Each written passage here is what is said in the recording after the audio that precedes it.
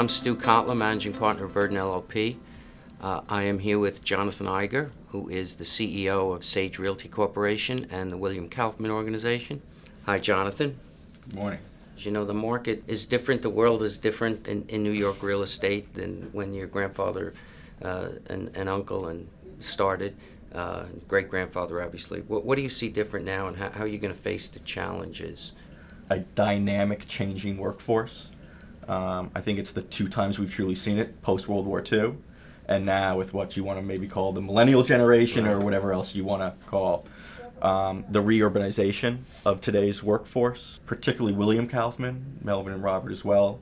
They had this philosophy that, particularly post-World War II, more people were going to be spending more time in the office building than in their home, and to infuse the office environment with more residential artifice.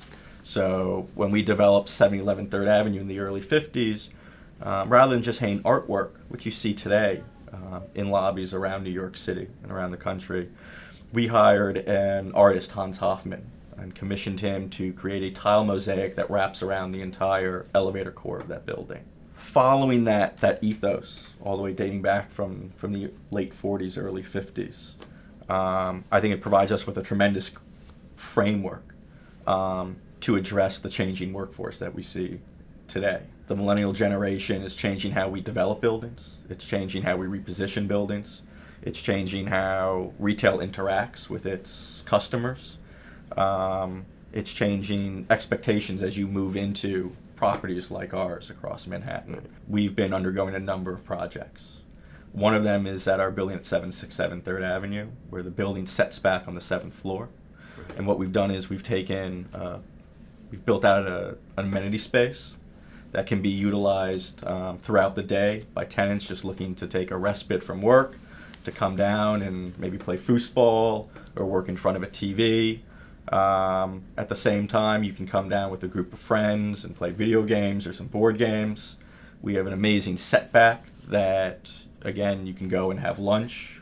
Over the last few years, you put a lot of capital in other buildings with the same focus, I imagine, towards the new generational workforce. Why don't you tell me a little bit about that? That began at 777 3rd Avenue in 2010, when we had effectively 95% vacancy.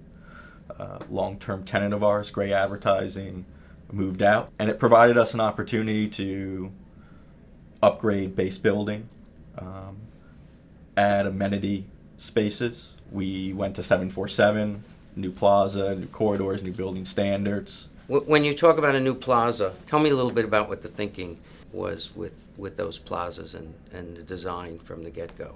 As builders and as a family company, we've owned these properties since we developed them for 40, 50, 60 years. We plan to do for another 40, 50, 60 years. So our place within the community is paramount.